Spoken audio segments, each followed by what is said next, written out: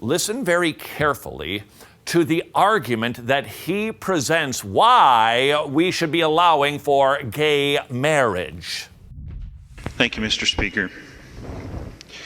Well, I have to start by admitting not too long ago, I probably would have voted no on this bill. But in the past, there have been a couple things that have changed my mind on this.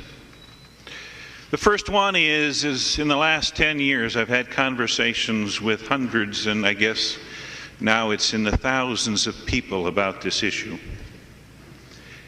And in 99.9% of the time, the people that are opposed to gay marriage, at some point in their discussion, they always say, "My Bible says."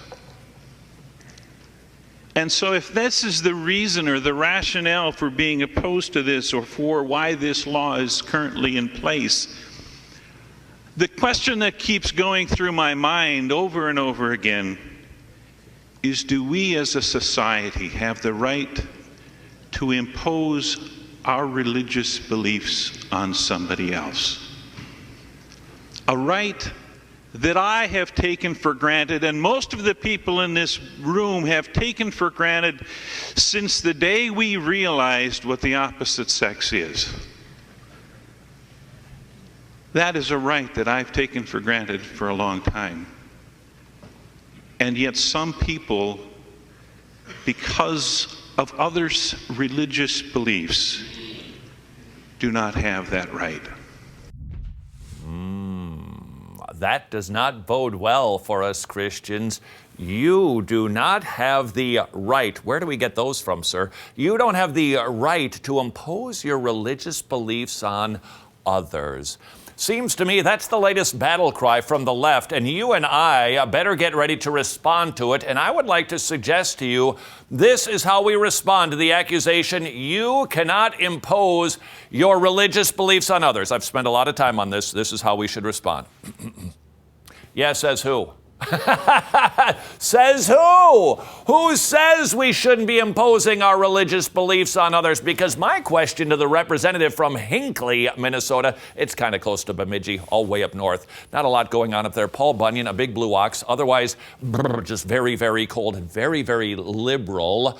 Who is this man to tell me that I cannot impose my religious beliefs on others? Where does he get the authority? Furthermore, if we are not going to be using our religious beliefs, which I believe is the more humble position because I stand under the authority of God and simply proclaim, this is what he says, sir, where do you get your morality? Where do you get your values? We'll just shelve the question, where do we even get the concept from?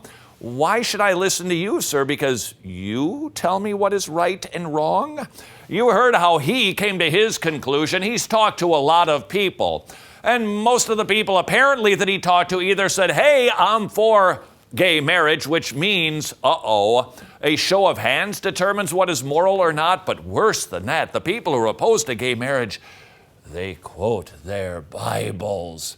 I think our response should be, yes, sir, you're right. We do quote our Bibles. What do you quote? That's our source of authority. We sit at the feet of God.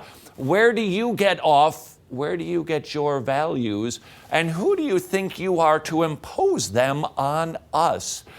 I think it is time for us to not be bullied by the present tactic that we are seeing. Exalted worship. Is this any good? No, it's terrible. That's why we made it. I haven't heard it. Well, it's the old hymns with the great theology. You can sing along, and then Puritan prayers that basically make you feel like dirt. Oh, goodness. It's empty. You got it in? I got it in. That's exalted No. worship. No. Why?